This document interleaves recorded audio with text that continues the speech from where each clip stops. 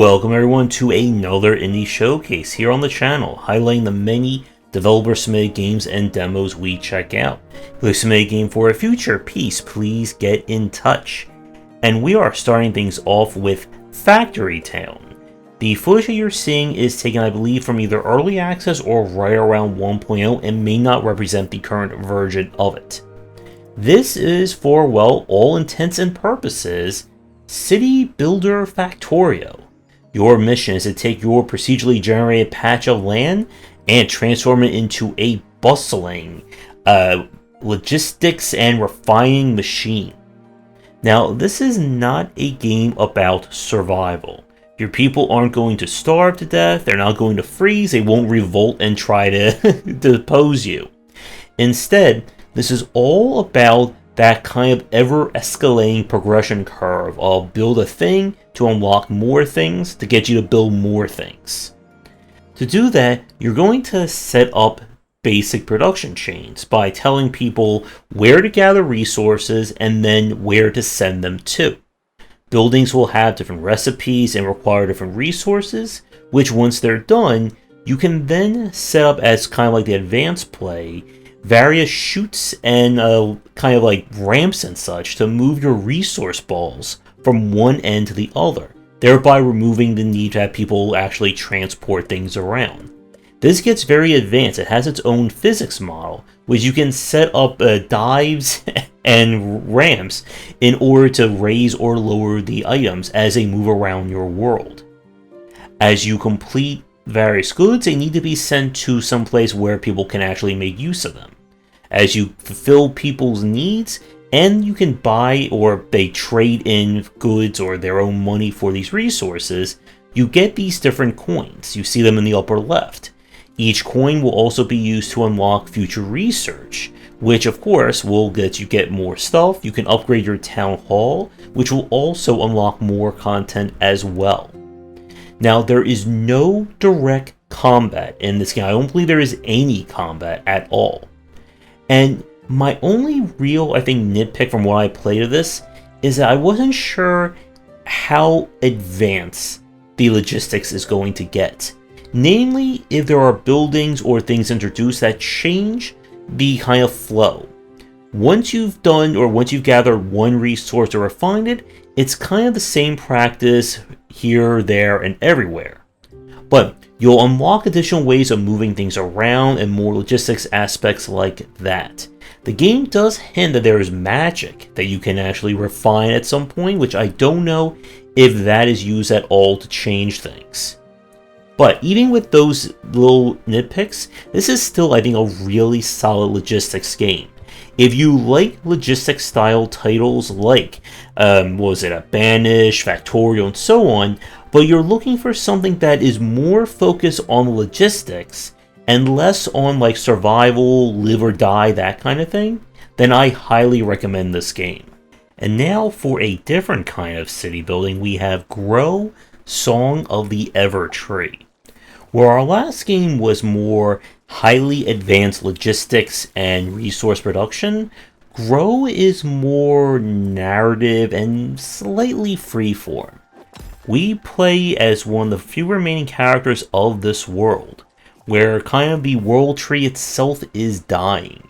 And in order to save everyone, we are going to have to create new resources, new land, and get everyone working together for, I guess, the power of friendship and construction to save the day. So this one is definitely more linear in its approach. How it works is that you'll procedurally generate these patches of land, and the land itself is simply here as both busy work and resource collection. You'll gain various elements and goods from working the land, which you can then use to unlock and complete quests back in kind of your home base. As you do more up here, you'll eventually start finding new residents coming to your island, which they'll need homes, they'll need specific things as well, and if you get them happy, they'll provide you with additional quests, more features unlocked, that kind of thing. And it's a very effective core gameplay loop. My main issue that I had with this game was that the actual resource collection, kind of taking care of these plots of land, it's so, I think, basic and repetitive that I was just losing interest. Much like our last game, there is no real direct combat. This is not going to be a game where you're going to be harvesting resources to create swords and shields and then turn into Dark Souls. Instead, it's very much by the numbers. If a plot has a node that you want to put seeds on, that's it. And you have to do this every day for the plot land, basically doing all the busy work to then come back and do it again the next day. And it very much falls into that kind of category of game where you're just doing work for the unlocking of more work. And I did not see anything that could kind of remove that or add automation. Like maybe unlocking a character or a structure that could do all the seed planting or all the pulling of the weeds and that kind of thing. But this game is, again, really good at just giving you a huge checklist of things to do, things to challenge, more achievements, progress again and again. So if you're looking for, again, like another Factorio or another very advanced and detailed resource logistics style game, Grow is not going to be it. But if you're looking for something definitely on the lighter side, maybe a good rainy day kind of game, then this one definitely will give you a lot of stuff to do. We now turn to D-corp. And unfortunately couldn't get it to properly show full screen on OBS. But this is a party-based tower defense game. Your job is to set up mining operations on different planets and protect them from the local fauna and flora trying to stop you.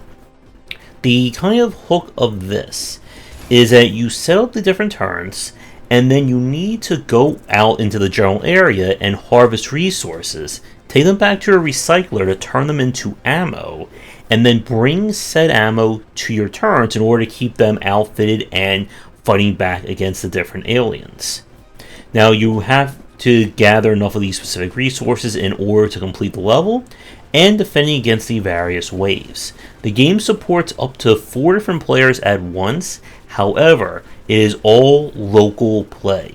So unless you have like Steam's remote play or 4 friends or 3 friends nearby, you're not going to be able to play this any other way with other people. This is an example of one of those games where I feel like the single player content isn't really, I think, interesting enough or challenging, I think, to warrant a full play.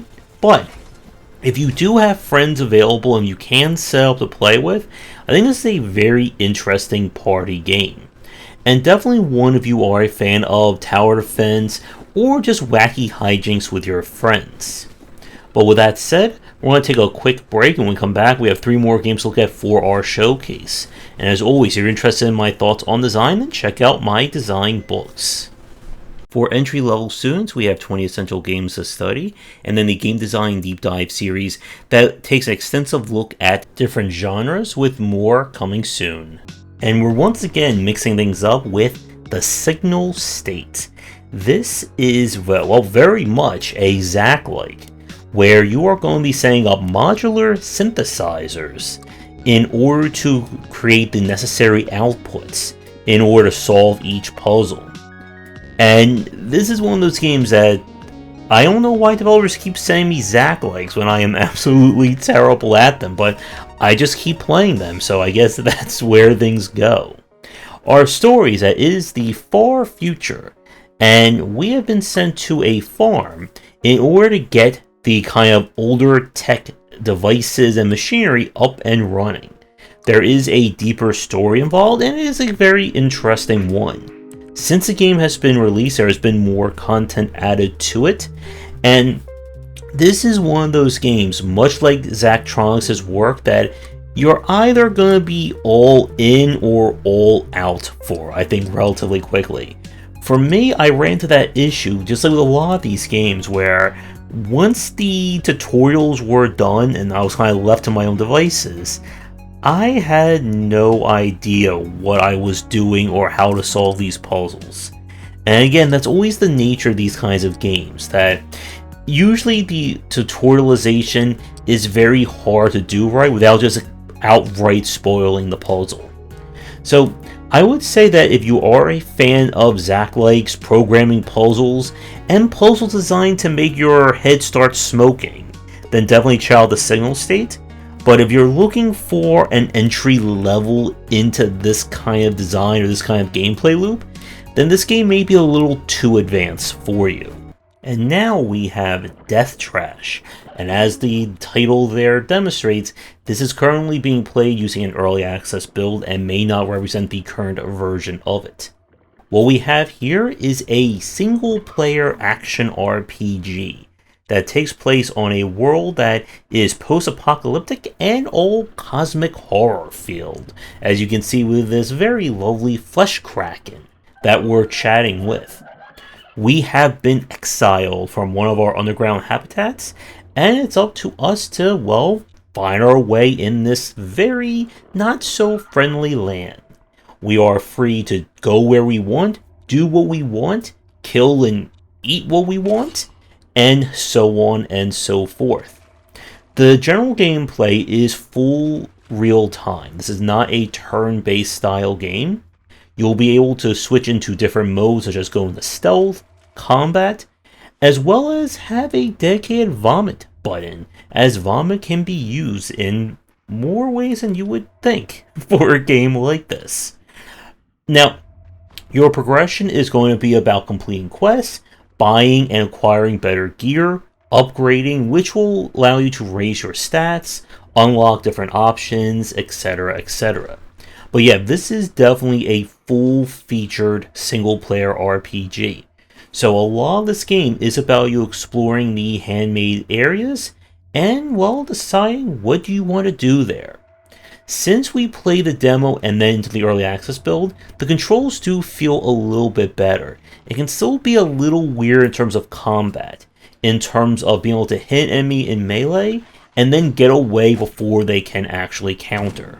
But as I said at the start, I'm sure the game has been balanced and adjusted a lot since we played this version of it. Now, of course, from the visual that you're seeing, this is not going to be a game for the kids, unless the kids really like cosmic horrors and flesh all over the place. But if you are a fan of RPG-style games and looking for another very open-ended one to play, then I would definitely recommend Death Trash. And for our final game in this video, we have Ragtag Crew. Please know the footage you're seeing is taken from a demo build and may not represent either the current version of the demo or the current version of the game when it is released. This is a turn-based kind of RPG roguelike, where we are going to build a crew of 3 from different classes, and it's our job to go into the wasteland and find fame and fortune and avoid that other thing, I think it's called dying.